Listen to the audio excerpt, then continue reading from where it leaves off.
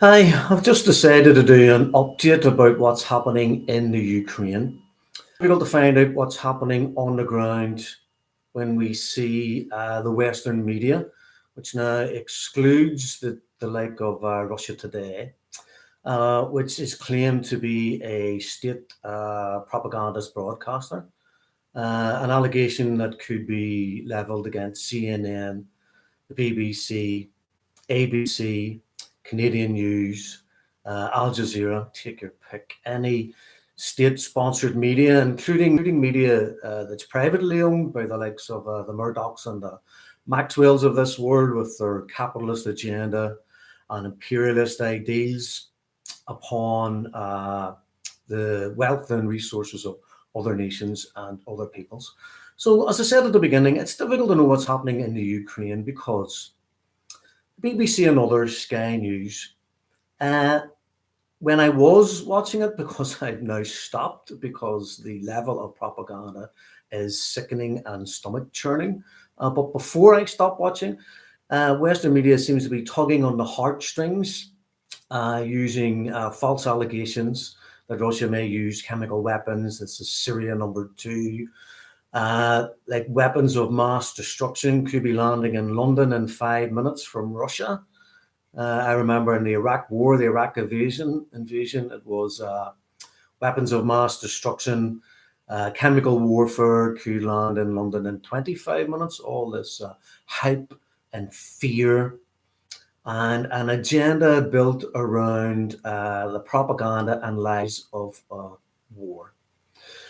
So Russia is in Ukraine. They are carrying out a special military operation to denazify Ukraine and to disarm the Ukraine, which America and Joe Biden, Britain, NATO, and others had armed to the teeth with modern anti-tank weaponry, anti-aircraft batteries, radar, specialized radar equipment. The troops have been trained since before 2014 and the illegal coup in Maidan Square. Their troops have been trained for one battle, for one conflict, which is the war which is currently undergoing between Russia and Ukraine. Special undercover operatives from Britain and other NATO countries, along with trainers, military advisors, etc., are in the country. So the war in Vietnam started with a false flag with the Bay of Tonkin incident, and ended up with American advisors on the ground, and then America going in gung ho, full on, fighting people that earned several dollars a day with multi-million-pound military hardware. So when you watch Russia Today and maybe some private channels that are on Telegram, because a lot of the opposition media in Ukraine has all been cancelled, and some of the people involved in that have been arrested and are facing all types of brutality before maybe being brought before the courts and charged potentially with treason against the Ukrainian people.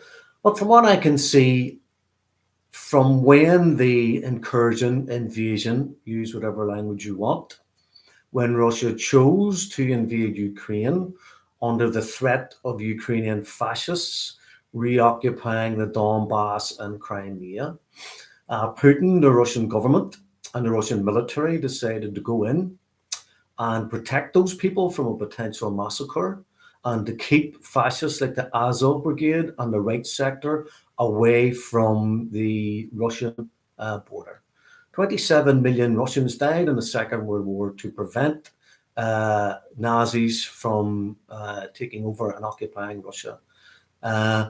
What is it? 80 years later, they're not prepared to allow the same thing to happen again. So the West used a resurgent nationalism and fascism that had been readily faced down whenever those countries in Western Europe bordering on Russia, Latvia, Poland, Hungary, Slovakia, any of those countries that had previously been part of the Soviet Union, fascism was not allowed to thrive.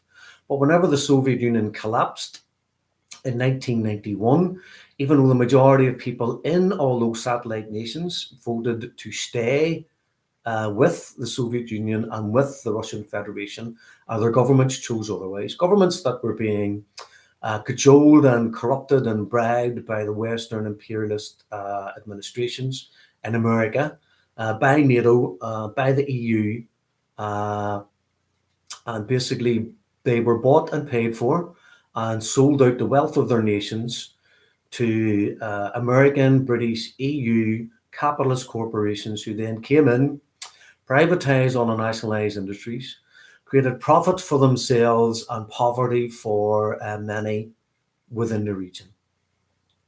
So where are we now? The invasion incursion started on the 24th of February. We are now on the 19th of March.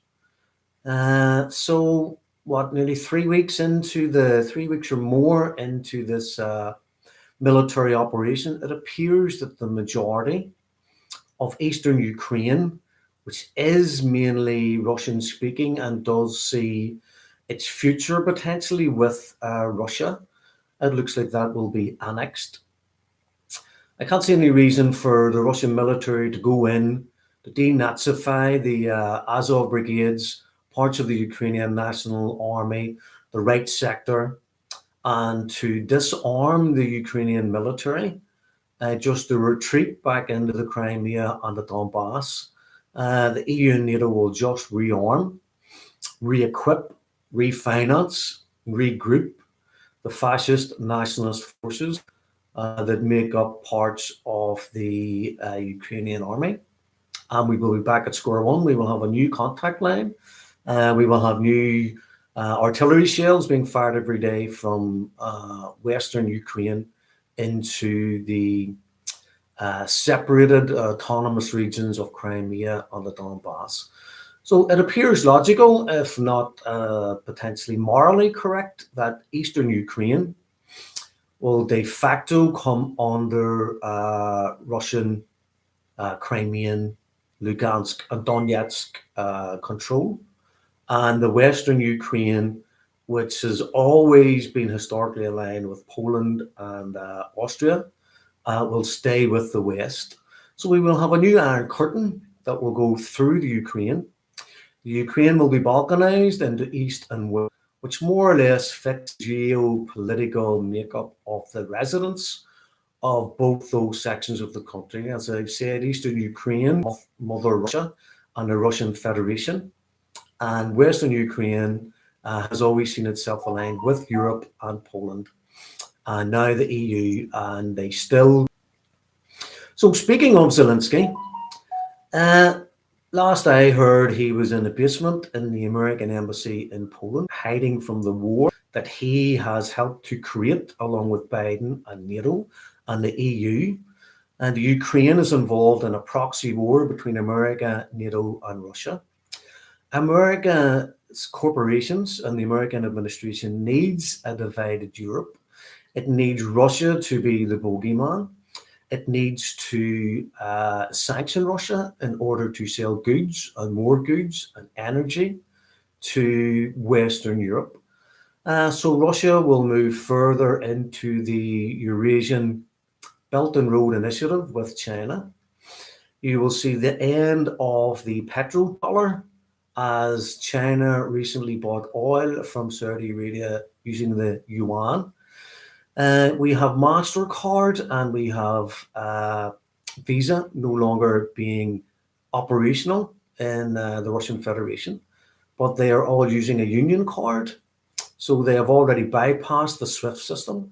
They've already bypassed the credit system, which is mainly financed and regulated, although that's a bit of a loose phrase, regulated finances in the West. So we are going back not only to a Cold War, but we are maybe seeing the demise of American hegemony throughout the world, as more and more countries decide that they won't use the petrodollar, they won't use the American banking system, and they would be foolish to leave their foreign financial resources in America, which America can sequester at any time. Look at the 7 billion they've stolen from Afghanistan, multi-billions that they are probably sequestering from Russian oligarchs, Russian banks. Uh, there's sanctions against China, but like, China bought up most of the debt of the American banks in the world financial crash of 2008. That was brought to all our doors and all our financial institutions by Americans defaulting on mortgages that they never should have been given because they didn't have the financial wherewithal to pay them back. So Ukraine's going to be balkanized. Russia's going to move further towards China and Iran and Venezuela and Cuba and Yemen and Syria.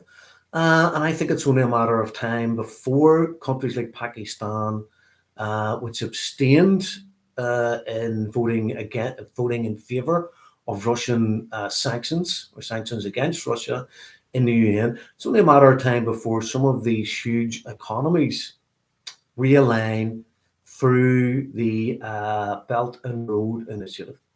China is trying to do politically and economically what America does and the EU does and NATO does by force, military occupation and oppression.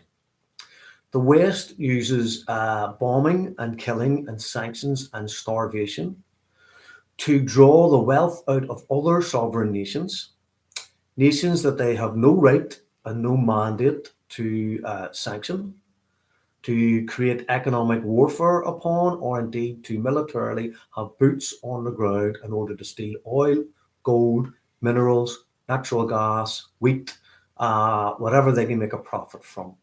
While the American taxpayers pay for the bombs, then the Iraqi taxpayers and taxpayers of Afghanistan then had to pay for the rebuilding of their country to not indigenous companies, but to the likes of Blackwater and to the likes of foreign oil companies like British Petroleum, and many Exxon, and many others. So China is investing money throughout Africa and throughout Eurasia in order to create the infrastructure that will allow commerce to freely flow, not in one direction, but in both directions, to China and from China, creating wealth for all those who take part in this economically driven resurgence of Africa and Eurasia. So the West will then end up on the periphery of what will become a huge economic zone. And while the West then has fewer and fewer markets, perhaps in the short term, American companies, especially the energy sector, may surge on the profits, the immoral, unjustified profits that are being made from the profiteering from oil and energy price hikes, which are totally unnecessary. There's plenty of oil, there's plenty of gas, there's no shortage, there's no limitations. But what we're having is through the sanctions, we may have a short term supply distribution upset, while new sellers are found for the existing ongoing market. So America, the EU, and NATO has created a monster for itself by creating a Russian, Chinese, Eurasian, and now South American axis of resistance, which is against the capitalist unipolar monopoly that is America and the EU. So the countries that 200 years ago were the empires such as Britain, Spain, Portugal, Italy, Germany, Belgium, they make up all these first world countries that are involved in NATO and the continued exploitation of Africa and Eurasia. But this will slowly come to an end when the juntas and the dictators and the puppet regimes put in place by countries like France, supported by countries like America and Britain, are soon put under the test of democracy from their own populations. When given the opportunity, people will vote for a socialist alternative to the capitalist theft and the imperialist murder campaigns that have been visited upon their countries for countless generations for the last several hundred years. So we are entering a new phase in the world where we will have a multipolar world based on cooperation and the mutual extraction of minerals, oil, gas, consumables from different nations, by different nations, with the consent of all those involved for the economic progress of the poorest of those countries and the most marginalized. So while I'm not in favor of war, I'm not in favor of death or destruction. People talk about just wars, people talk about justification for wars.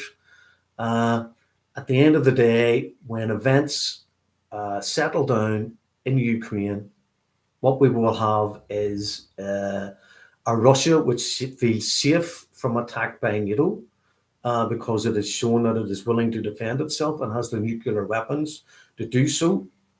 We will have a Ukraine in Western Ukraine that will still be under some form of fascist control. And I feel sorry for the people who have to live under that type of regime. There will be the liberated areas in Eastern Ukraine where people will be able to live free and able to choose their own governments and be able to live free from fascism and free from the threat of fascism, protected by their own militias, supported by the Russian federations and countries like Georgia and Belarus.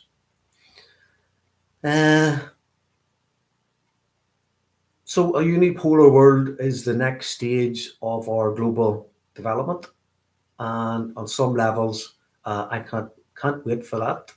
I'm just concerned that the West, as it loses its grip on the wealth of other nations, which it has been stealing through corruption or military invasions, is about to come to an end. Not tomorrow, maybe not in a decade, but at 30 or 40 or 50 years, we will see a completely different world. It's a question of whether or not the West, NATO, countries like America and Britain, who thrive on exploitation and the military industrial complex, which sells weapons of mass destruction, weapons of war, submarines, aircraft, billion-dollar military machines to countries who can ill afford them, who don't have any intention of going to war with anybody, but are encouraged that for self-defense, they must buy these weapons. I fear in some respects we are in the early 1930s. The war in Ukraine is a war against fascist and anti-fascist forces, which is what happened in Spain after the people democratically elected a socialist government. We had the rise of Franco and the fascists supported by Germany. We now have the fascists in the Ukraine supported by NATO and the EU, and we have the anti-fascists of Russia in that battle in Ukraine in a proxy war. And it's just worrying to see the parallels between what is happening now, what happened in the 1930s with the rise of fascism. It's all across Europe. It's in Poland. It's in Croatia. It's in most of the former Soviet satellite countries because it was encouraged by the West as a bulwark against Russian communism prior to 1991. The bulwark of these countries then have a far-right, revived, financed and encouraged nationalist, racist, fascist, neo-Nazi ideology supported by the West in order to have pro-Western elements elected within the governmental structures of those countries. Capitalism has always used fascism as their foot soldiers, and they continue to do so today. So let's see what happens when this conflict in Ukraine finishes. I think Ukraine will be balkanized. I don't think Western Ukraine under Zelensky will continue to bomb the new contact lines that will then exist. Because if they do, I believe Russia will just go in and completely occupy the Ukraine. So let's see what happens.